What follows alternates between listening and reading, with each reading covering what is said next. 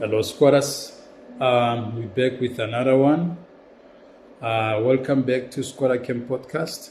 Thank you to people who watch my content. Let's continue to engage. There are issues which are actually bothering us on a daily basis that I feel we really need to continue to engage on those issues, because the more we engage, the more it actually sheds a light to, someone sitting somewhere in the corner and busy, stressing out, thinking what exactly they are going to do, trying to figure out, what actually the future holds for them, especially being in South Africa, because the situation continues to be dire, and we've got leadership which is very much ignorant of the potential crisis that we might face as a country. But anyway, let's engage. I want us to discuss this issue of unemployment. Unemployment based on Friday, we had witnessed graduates, medical doctors, dentists, pharmacists, and nurses who have completed their studies and they continue to be unemployed. By the way, we have had several protests, and now we come to a conclusion that I never thought in a million years that we might find ourselves in a situation whereby we see people who are from university who took their time and studied hard, and all of a sudden they struggle to get jobs. Especially there are departments which are very critical, which we believe that they should be actually generating employment on a daily basis, if not on a monthly basis, by the way. Medical doctors, we running short of doctors. We need more doctors. The government cannot employ doctors. They claim that they are broke, they don't have money to pay the doctors, and now everybody doesn't want to account. Everybody thinks for themselves as long as they are fine, and then they don't care about other people. What is going to happen with this youth, which is just about to give up, to lose hope in life? And we also have these other fraternities like LLB graduates. I saw on the interview on Newsroom Africa, they were interviewing one of the guys who's an LLB graduate. The other one is a medical doctor, is qualified, spent 7 years studying. So now I ask myself, what is the future of our country looks like? How does it look when we have people who took their time off and went to university and now they can't find employment? Where do we actually place those people? And if you look at these varsities, they continue to generate income by recruiting more and more students every single year. But you ask about the other side of employment, they can see that there's no employment, yet they continue to recruit these students to study for those courses. It means now we are constantly producing useless graduates, in a sense, because if you look at also varsities, they still have got, I think, if you look at it, it's almost 70 to 75% of qualifications, which are, I call them useless degrees. You can study for those degrees, but you can't find jobs. It's very difficult in those industries to find jobs. I don't want to quote those courses because it will be more like we are discouraging people who are actually studying for those courses. But before you go for any course as a student, think about these two things. If you want to go to varsity, number one is your course it's not about passion. It's not about I'm passionate in this, I want to do this. Now we do things which will provide income for us, which will get us jobs much quicker. I think it's wiser that way than to say I want to belong to this profession. But whereas you can see that the market is dying, the market does no longer provide jobs for people. So you're going to study for that course and all of a sudden you can't find a job. So it's a concern also. Number two, that you need to take into consideration, in my own opinion, at least study for something that you can be able to create your job if you can't find employment. Because in this day and age, it's very difficult to find employment. We see our leaders continue with corruption. We see our leaders continue not to care. You remember Cyril Ramaphosa when he was doing one of his campaigns, and this young girl who approached him and said she's looking for a job, and he told her that he must continue to look for a job, he must Google, and although, I mean, you are the president, you can pull some strings, right? But you can see that from the expression that actually the president gave to that young girl, she actually gave up. She actually felt like the president is just disowning her. And so this is so sad because, sorry, as a country, we find ourselves in this kind of a situation. And we are actually not that angry to confront this situation. This is a war. This is an economic war waged by our government. And we get so much irritated when we constantly see youth protesting on the street because they can't be employed, they can't find jobs, especially in the health fraternity, where we need doctors, we need more dentists, we need more psychiatrists, we need more pharmacists and nurses and all of that. We need to build more clinics. The government really needs to capacitate itself, because all these politicians, it's the same, Giafana. They've got medical aids, they are covered, they don't need a public health facility, and because they are covered, they are fine, and then they don't consider taking care of the very same people who vote for them.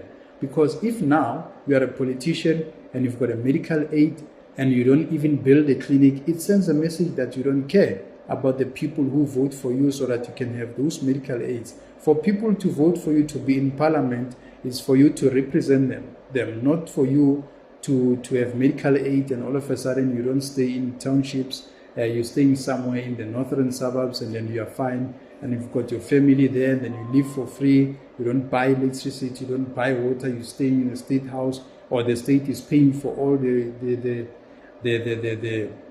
levies and everything. So it's just so sad, because now, as much as we generate the youth which is unemployed,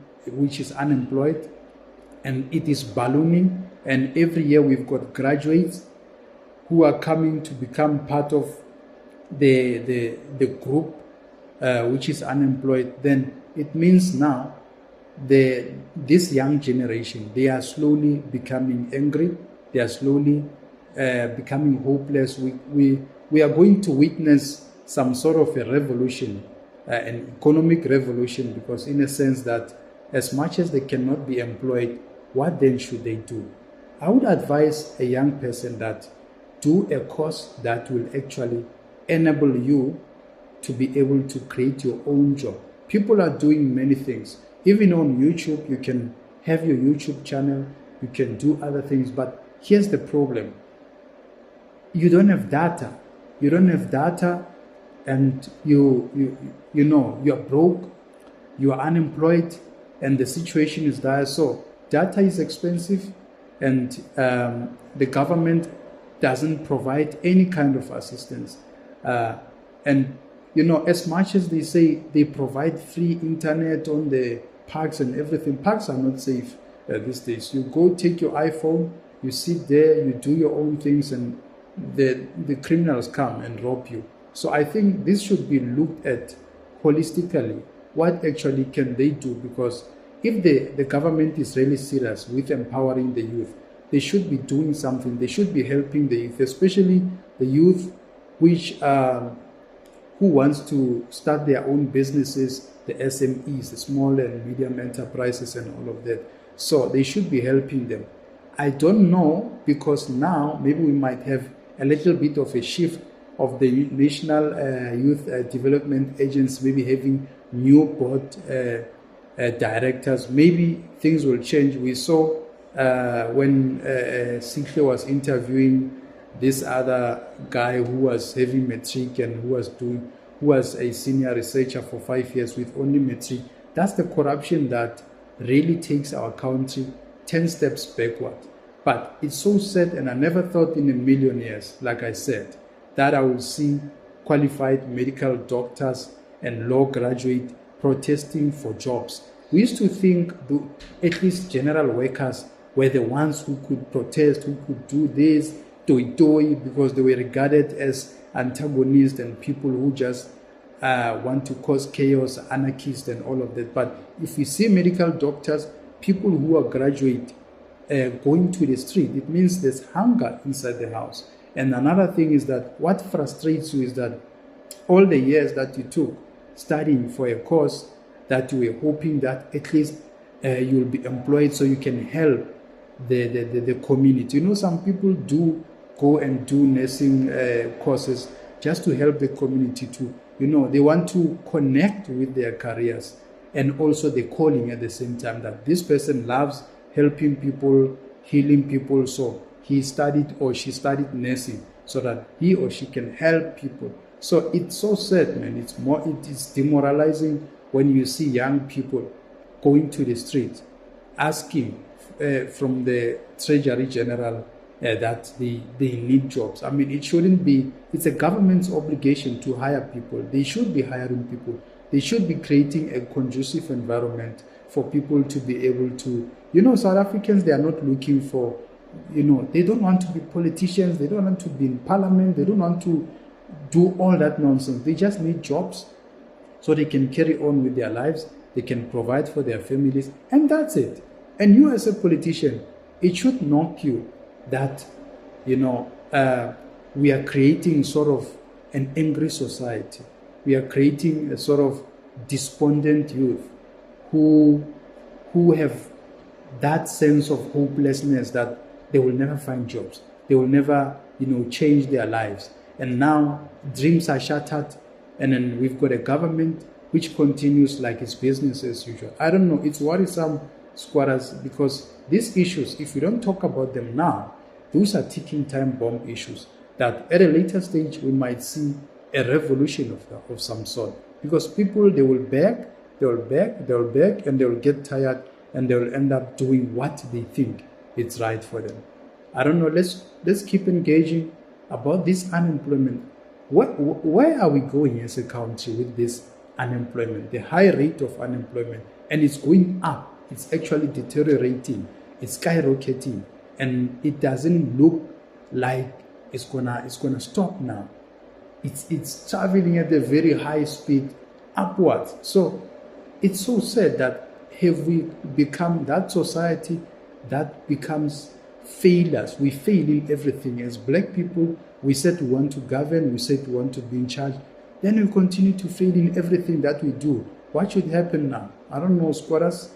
You'll take it from there, because I'm just really concerned. You know, in many ways, this thing will hit you as a citizen. That where are we going as a country? So, do our leaders maybe don't care, or is it because the economic circumstances are forcing them to be in this situation? They can't employ these graduates. Where must these graduates go? I know that someone will say they rather find alternative employment, Nyana, you know, earn some salary and all of that. But that's not the purpose. The purpose of them going to school and spending years there was to get the jobs that they've been trained on, and they should be doing. And it's so demoralizing that you go to varsity, you spend 5, 6, 7 years, and then at a later stage, you become a cleaner, and it's a waste. It's a wasteful skill. That skill that you attained from university now becomes a waste. And now we've got qualified doctors who are security officers, who are cleaners, it's a job. For argument's sake, I'm not saying it's not a job, but they should be pushed towards the skills that they have actually trained for. I don't know, squatters. We'll take it from here. That's my view, and I'm very much concerned about actually the situation in our country. We still need to be fine after everything else. We still need to be fine when we stay in squatter camps, when we can't be employed, when the youth continues to be poor, to some of them, they don't even have access to that university, by the way, because university continues to be expensive, and NFSAS doesn't really accommodate everyone. and there's too many corruption allegations on that money laundering scheme. It's a money laundering scheme, by the way. So, it's so sad. But I'll hear from you, squatters. Thank you for watching my content, and welcome the new subscribers. Let's continue engaging.